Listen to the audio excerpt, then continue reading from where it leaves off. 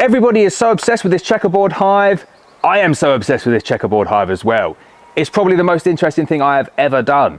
What I'm going to do in today's video is just give you a really quick snapshot inside the hive, check that they've got enough space on the top, and show you kind of what I'm doing in terms of my weekly inspections.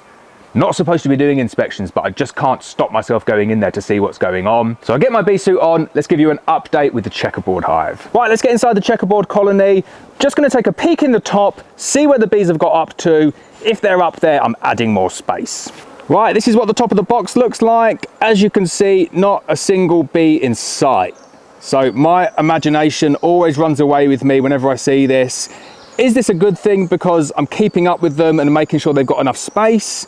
Or do I need to go further down and see if they swarmed? I think we both know the answer to that. Let's take off the top box, see what the next box down is saying. So that top box there was completely empty of bees, tiny amounts of nectar in there.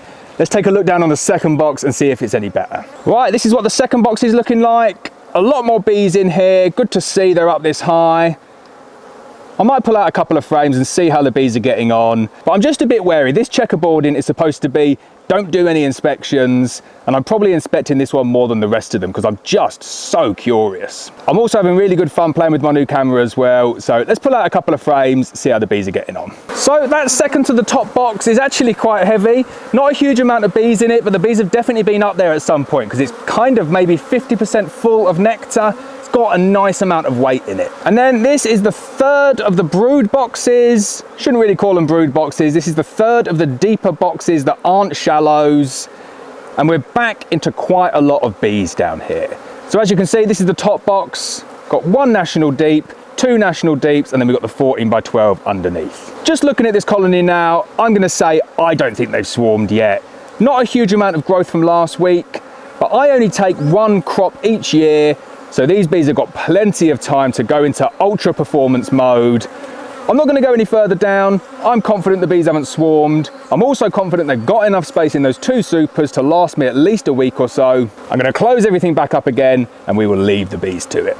So I'm new to checkerboarding in this fashion here, and I don't know what really I should be doing on a week by week basis. The manipulation was sold to me as you do it once in February or January, and then all you need to do is just keep on putting the boxes on top and making sure the bees aren't at the top. So when I opened the top of this one up, I could have said, right, the bees aren't at the top, I'm just going to leave them to it, I'll put the lid back on.